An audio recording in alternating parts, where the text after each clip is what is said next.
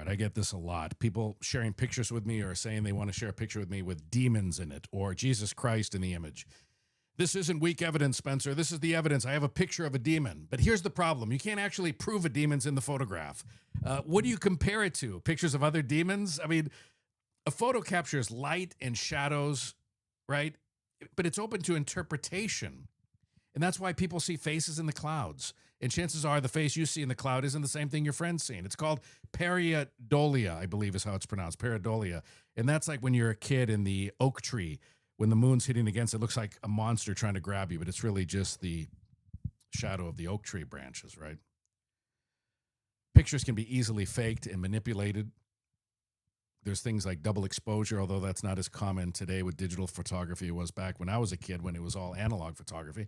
Double exposure happened all the time. You held the shutter down too long or whatever, and your grandma standing next to you on the couch, even though she wasn't in the image, in the final image, she was standing there when you were holding down the shutter, and you misinterpret that as a ghost. Years later, you find that picture in the attic in a box of old photographs, and you swear that that's a ghost of grandma. No, that's actually grandma, or it's somebody else, or your next door neighbor coming to see how you're doing.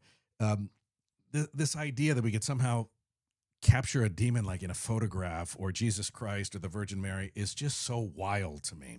Let's say your neighbor's possessed by a demon, right? Let's say you live in a village somewhere or maybe even in a city, and you're convinced your neighbor is a demon and your neighbors are convinced of it maybe as well.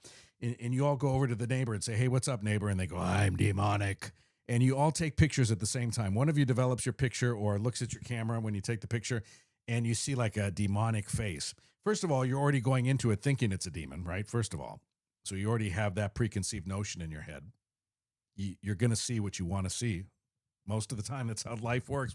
It's a reticular activating system in our brain. We see what we want to see. When we want to see red cars, every car on the highway is red. When we want to see problems, my goodness, they don't stop coming. When we want to look at the good in the world, we find it. When we want to look at the bad in the world, we find that too.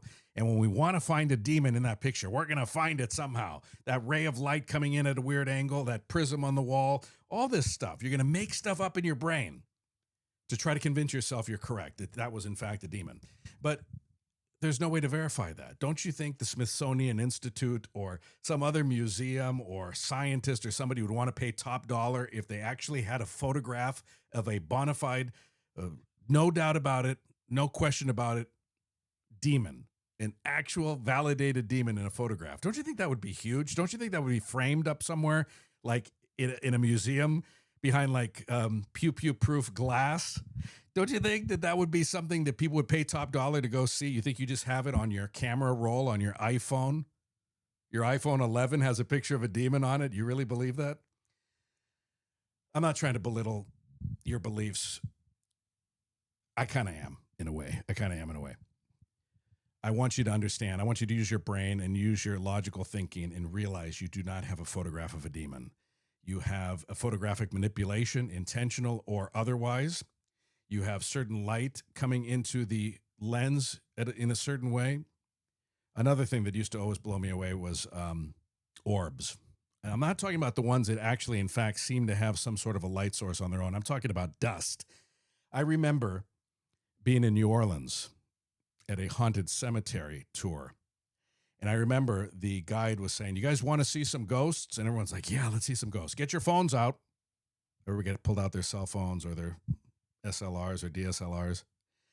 And the guy took a blanket and whacked it on the table. And everybody snapped their pictures in the dark, And everybody had thousands of orbs flying around their camera. They go, there's your instant ghosts. It's dust, folks. It's insects. It's light, sun flare. It's not a ghost. It's not a demon. Drop a comment down below. This has gone way too long. Let me know if you made it to the end. I'd be surprised if you did.